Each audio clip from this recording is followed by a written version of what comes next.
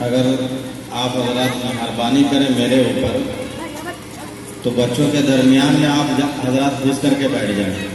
تاکہ بچے حلہ نہ کریں گے. بچے کو اکیلے چھوڑ دیجیے گا تو وہ اپنی حرکت سے باز نہیں آئے گا چاہے کتنی گاڑی کر لے گا. ورنہ ایک ایک آدمی آپ لوگ جوان بیچ میں بیٹھ جائے تو بچے خاموش رہیں گے انشاءاللہ. اور قریب آ جائے, بچوں کو اور آگے کریں, کرسی آگے کر لیں, آپ بچوں کو اور آگے کر لیں, آگے آ جاؤ, قریب آ جائے تو محفل کی برکت بھی آپ کو ملے گی انشاءاللہ. آپ حضرات بھی آ جاتے تو کتنی مہربانی ہوتی, وہاں دروازے پر بیٹھے کچھ ادھر کھڑے ہیں. یہ محفل کے آداب کے خلاف ہے. اب حضرات وہاں نہ بیٹھے, برائے مہربانی یہاں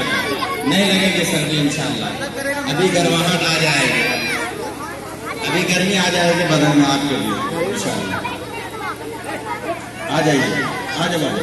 ماشاءاللہ سمجھدار لوگ ہیں.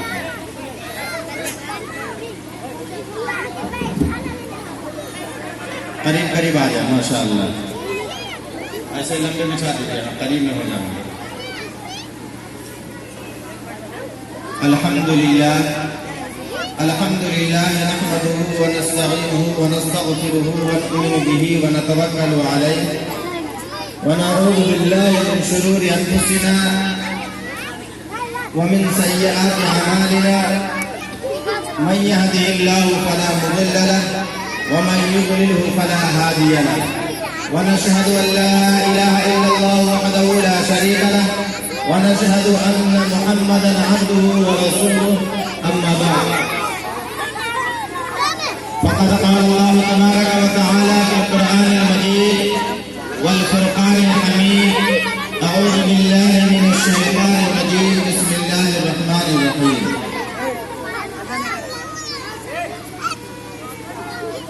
لقد من الله على المؤمنين إذ بعث فيهم رسولا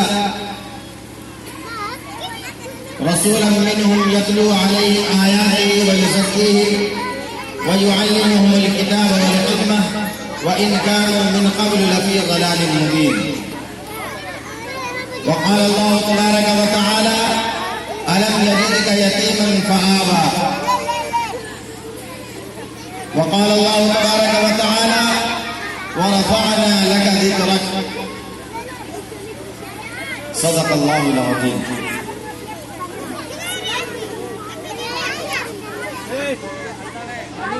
بچوں کو بتا دے رہا ہوں میں, جو ہلہ کرے گا اس کو مٹھائی نہیں ملے گی, سمجھ میں آیا؟ اور جو ہلہ کرے گا اس کو مٹھائی نہیں ملے گا, اور جو ہلہ نہیں کرے گا اس کو بڑھا کر کے ملے گا. تو کیا کرنا ہے تم لوگوں کو, مٹھائی لینا ہے کہ نہیں لینا ہے؟ سو بتاؤ, لینا ہے؟ ہاں تو چپ چاپ بیٹھو گے.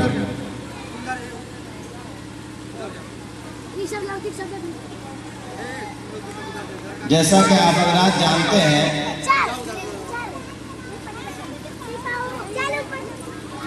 ہٹائیے نہیں, بیٹھنے دیجیے. یہ لوگ کب سنیں گے, کہاں سیکھیں گے؟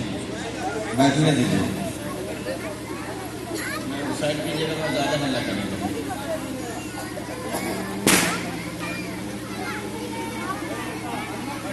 آپ حضرات بخوبی جانتے ہیں کہ یہ محفل, یہ مجلس کس مقصد سے, کس لیے منعقد کی گئی ہے. وہ مقصد ہمارے اور آپ کے آقا تاجدار مطلع احمد مجتبیٰ محمد مصطفیٰ صلی اللہ علیہ وسلم کی آمد کی خوشی ہے. لیکن آفی حضرات کی زبان سے میں نے سنا کہ آج کے دن کو, آج 12 ربیع الاول ہے, آج کے دن کو 12 وفات کہتے ہیں. 12 وفات کہتے ہیں اور مجلس منعقد کر رہے ہیں آمد کی خوشی میں. وفات خوشی کی چیز ہے. جہاں آپ صلی اللہ علیہ وسلم کی آمد کی خوشی ہے, پیدائش میں آپ صلی اللہ علیہ وسلم کی آمد کی تاریخ میں اختلاف ہے. ایک بہت بڑے بڑے علماء کا قول ہے, بہت سے علماء 8 ربیع الاول, کوئی 9 ربیع الاول, 10 ربیع الاول بھی, اور 11 اور 12 ربیع الاول بھی ہے. لیکن اکثر اور جمہور علماء کا قول ہے کہ وہ 9 ربیع الاول کو آپ صلی اللہ علیہ وسلم کی پیدائش ہے. پیر کا دن تھا 9 ربیع الاول، لیکن وفات کے بارے میں کوئی اختلاف نہیں ہے، 12 ربیع الاول کی وفات ہے۔ تو جہاں آپ صلی اللہ علیہ وسلم کی آمد کی خوشی ہے، جہاں آپ صلی اللہ علیہ وسلم کی دنیا میں آنے کی خوشی ہے، وہیں ہمیں آپ صلی اللہ علیہ وسلم کے دنیا سے پردہ کر جانے کی غم بھی ہونی چاہیے کہ آپ صلی اللہ علیہ وسلم، اور غم اس بات کا کہ آپ صلی اللہ علیہ وسلم جس مقصد کو لے کر آئے اس مقصد کو ہم چھوڑے ہوئے ہیں۔ آپ صلی اللہ علیہ وسلم دنیا میں تشریف لائے، آپ جانتے ہیں بہت ساری تفصیل ہیں، اس تفصیل میں آنے سے قبل آئیے ہم آپ اس رسول ہاشمی کی بارگاہ میں جو تخلیق کے اعتبار سے اول اور بعثت میں سب سے آخر، جو دعائے خلیل اور نوید مسیحہ ہے، جس کی بشارت سے تورات و انجیل کے مبارک اوراق مزین تھے، جو ختم رسول آقا کل ہادی السبل بن کر آیا، جو شفیع المذنبین رحمت للعالمین بن کر آیا، جو خاتم النبیین سید المرسلین بن کر مبعوث ہوا، جو سراج منیرہ کے خطاب سے نوازا گیا، جو بشیر و نذیر کے لقب سے یاد کیا گیا، جس کی شان میں یاسین و طاہر نازل ہوئی، کنکروں نے جس کی شہادت دی، درختوں نے جس کی اطاعت کی، جس کے اشارے سے مہتاب شب ہو گیا، جس کے فراق میں ستون حنانہ رو پڑا، جس کے بارے میں ارشاد ربانی ہے ان اللہ و ملائکتہ یصلون علی النبی یا ایھا الذین آمنوا صلوا علیہ وسلموا تسلیما، بے شک اللہ اور اس کے ملائکہ نبی پر درود بھیجتے ہیں، اے ایمان والو تم بھی ان پر درود و سلام بھیجو۔ تو آئیے ایک بار فرط عقیدت میں شوق و محبت میں درود شریف کا نذرانہ عقیدت پیش کریں۔ اللہم صل علی سیدنا شفیعنا مولانا محمد مبارک وسلم کما تحب و ترضى عدد ما تحب و ترضى۔ ایسا نہ ہو کہ ہم نے آپ کو درود پڑھنے کے لیے کہا تو آپ درود پڑھ کر کے اطمینان ہو جائے، بلکہ ہونا یہ چاہیے کہ جب جب آپ صلی اللہ علیہ وسلم کا تذکرہ آ جائے، میرے زبان سے یہاں بیان کرنے والے کے، نعت پڑھنے والے کے، اناؤنسری کرنے والے کے، کسی کی بھی زبان سے، بلکہ حتیٰ کہ آپ کے خیال میں اس پروگرام کے بعد بھی جب بھی لیٹے بیٹھے سوتے آپ صلی اللہ علیہ وسلم کا خیال آ جائے، آپ درود ضرور پڑھیں۔ اگر وقت نہیں ہے پوری درود پڑھنے کا، لیکن وہ درود پڑھنے میں تو کوئی وقت لگتا نہیں ہے، 1 منٹ کا بھی وقت نہیں لگے گا، لیکن بہت ہی کاہلی اور سستی ہے، بہت ہی آرے کم سے کم صلی اللہ علیہ وسلم، یہ سب سے چھوٹا درود ہے، اتنا پڑھیں گے انشاءاللہ۔ یہاں تذکرہ ہو تو یہاں بھی، اور جب بھی یاد آ جائے، جب بھی تذکرہ سن لیں، ریکارڈ میں ہو، کسی کے ذریعے سے ہو، مائک کے ذریعے سے ہو، سنیں گے تو پڑھیں گے انشاءاللہ۔ اور حضور سے محبت کی دلیل، ماشاءاللہ یہ پروگرام رچانا، یہ پروگرام سجانا، یہ آپ صلی اللہ علیہ وسلم سے محبت کی دلیل ہے۔ یہ اس دلیل سے میں سمجھتا ہوں کہ آپ کے دل میں آپ صلی اللہ علیہ وسلم کی محبت ہے، اور جب محبت ہے تو دل میں، جب محبت ہے تو دل میں جو بات نکلتی ہے، دل میں جو بات رہتی ہے وہ زبان پر آتی ہی ہے۔ شاعر مشرق علامہ اقبال نے کہا دل سے جو بات نکلتی ہے اثر رکھتی ہے، پر نہیں طاقت پرواز مگر رکھتی ہے۔ اکبر الہ آبادی نے کہا جب سر میں ہمارے تاج تھی سرسبز شجر امید کے تھے، جب سر رسیاں چلنے لگی اس پیڑ نے پھلنا چھوڑ دیا، اللہ کی راہ اب بھی ہے کھلی، آثار و نثار سب قائم ہیں، اللہ کے بندوں نے اکبر اس راہ پہ چلنا چھوڑ دیا۔ یا الہی مجھے وہ نطق و صدا دے،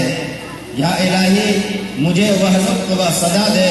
صفے باطل میں جو ہلچل مچا دے، میری تقریر کو وہ روشنی دے جو گمراہوں کو راہ حق دکھا دے۔ کی محمد سے وفا، یہاں صلی اللہ علیہ وسلم آپ کی زبان سے نکلنی چاہیے، کی محمد سے وفا تو نے تو ہم تیرے ہیں، یہ جہاں چیز ہے کیا لوح و قلم تیرے ہیں، محمد کی محبت دین ہم ہے شرط اول ہے، محمد کی محبت دین ہم ہے شرط اول ہے، گر اسی میں ہو خامی تو سب کچھ نامکمل ہے۔ آپ کے دل میں اور ہمارے دل میں یا کسی کے بھی دل میں آپ صلی اللہ علیہ وسلم کی محبت نہ ہو، پھر ابھی آپ نے سنا ہوگا فرانس کے صدر نے، فرانس میں ایک بدتمیز، بد اخلاق، بد کردار شخص نے گستاخانہ الفاظ کہے ہیں، ان کے لیے کتنے شہدائے ہیں جو جان دینے کو تیار ہو گئے ہیں اور ان کے لیے احتجاج اور اپنی آواز بلند کر رہے ہیں۔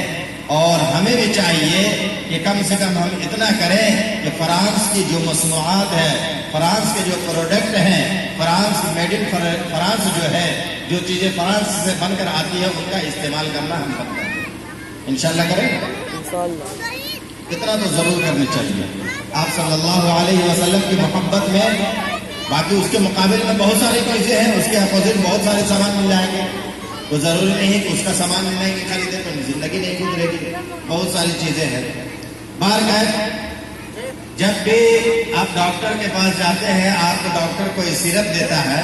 تو سیرپ کو وہ کہتا ہے کہ پہلے ہلا لیں گے پھر دوا پلائیں گے بچے کو، یہ کہتا ہے نا، کیوں کہ اس کا فائدہ مکمل طور سے ہو، چونکہ رکھا وہ نیچے تک ہمیں کچھ وٹامن جم جاتے ہیں، ہلا لیں گے تو مکمل دوا مل جائے گی تو اس کا فائدہ جلد ہوگا اور زیادہ ہوگا۔ اسی طرح سے اللہ تبارک و تعالیٰ کا طریقہ رہا ہے کہ اللہ تبارک و تعالیٰ جب کسی کو انعام اور بڑا رتبہ، بڑا مرتبہ سے نوازنا چاہتے ہیں تو اسے آزماتے ہیں، اسے جھنجھوڑتے ہیں اور اس کی آزمائش ہوتی ہے۔ اللہ تبارک و تعالیٰ نے حضرت عبد المطلب شیبہ جن کا اصل نام تھا، عبد المطلب سے وہ مشہور ہو گئے تھے، جو آپ صلی اللہ علیہ وسلم کے دادا ہیں، وہ جب اللہ تبارک و تعالیٰ کا تو فیصلہ تھا کہ ان کو عبد المطلب کو جو ہے آپ صلی اللہ علیہ وسلم کا دادا بنانا ہے، تو اللہ تبارک و تعالیٰ نے ترتیب بنائی اور اس ترتیب میں ان کے بچپن میں ہی، عبد المطلب کے بچپن میں ہی ان کے والد انتقال کر گئے۔ یہ ایک آزمائش تھی۔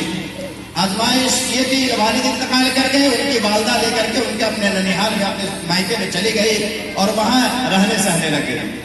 ایک قریش کا ایک آدمی، مکہ کا ایک آدمی مدینہ سے گزر رہا تھا، ایک جگہ دیکھا کہ چند نوجوان جو ہے تیر اندازی کر رہے ہیں، اس میں چند نوجوانوں کا نشانہ لگ رہا ہے، صحیح جگہ لگتا ہے، کبھی نہیں لگتا ہے، لیکن ایک نوجوان ایسا ہے جس کا نشانہ مکمل طور سے صحیح لگتا ہے اور اس کی زبان پر یہ بات جاری ہے، میں قریش کی نسل سے ہوں، میں قریش کی اولاد ہوں، میں قریش کے فلاں شخص کا بیٹا ہوں۔ وہ آدمی جب یہ سنا کہا کہ یہ کون ہے، معلوم کیا تو پتا چلا کہ فلاں آدمی کا فلاں خاندان کا مطلب ایک نام ہے، جو عبد المطلب تھے، ان کے چچا تھے مطلب مکہ میں، تو ان کا دوست تھا وہ کہا کہ میں مکہ گیا، اور مکہ جانے کے بعد مطلب سے یہ کہا کہ تمہارا بھتیجا وہاں کا کرسی کے عالم میں ہے، ننیحال میں ہے، تمہارا بھتیجا، تم اپنے آپ کو بڑے خاندان والے کہتے ہو، بڑی اعلیٰ نسل کے کہتے ہو، اور تم اپنے آپ کو اشراف میں شریفوں کی گنتی آتی ہے تمہاری، تمہارا بھتیجا جو ہے بے یار و مددگار وہاں ننیحال میں زندگی گزار رہا ہے۔ اس نے قسم کھائی کہ میں ضرور اپنے بھتیجے کو لاؤں گا۔ وہ مدینہ گیا اور ان کی والدہ سے بات کیا اور ان کے خاندان والوں سے بات کیا اور ان کو لے کر کے آیا۔ اونٹ پر سوار ہو کر کے مکہ میں داخل ہو رہے تھے تو عبد مطلب جو تھے وہ آگے بیٹھے ہوئے تھے، ان کے چچا، اور جو شیبہ جن کا نام عبد المطلب پڑا بعد میں، انہوں نے دیکھا کہ اس کے پیچھے بیٹھا ہے تو لوگوں نے یہ سوچا کہ یہ اس کا غلام ہے۔ عبد کے معنی آتے ہیں ایک غلام کے، ایک ہوتا ہے بندہ، اللہ کا بندہ، عبداللہ، عبد الغفور، یا اللہ کا بندہ ہوا۔ عبد کے معنی دوسرا آتا ہے غلام کے۔ تو ان لوگوں نے یہ کہا کہ یہ عبد المطلب ہے، یعنی مطلب نے اپنے لیے غلام لایا ہے۔ اب یہی نام جو ہے ان کا مشہور ہو گیا۔ اب وہاں رہنے لگے، زندگی گزارنے لگے، زندگی گزارتے گزارتے جوان ہوئے۔ ان کی عقل و فہم اور فہم و فراست کو دیکھ کر کے مکہ والوں نے ان کو خانہ کعبہ کی چابی دی اور ان کو خانہ کعبہ کا متولی بنایا۔ اللہ تبارک و تعالیٰ نے کیا ترتیب بنائی، ان کو لایا اور ان کے ذہن و دماغ میں ایسی عقل اور ایسی فہم، اتنے ذہین تھے، ہر معاملہ میں ہر معاملات کو ایسے سلجھاتے اور معاملات کو ایسا سمجھتے تھے کہ ان کے جیسا سمجھدار مکہ میں اور کوئی دوسرا نظر نہیں آتا تھا۔ قریش والوں نے مل کر کے ان کو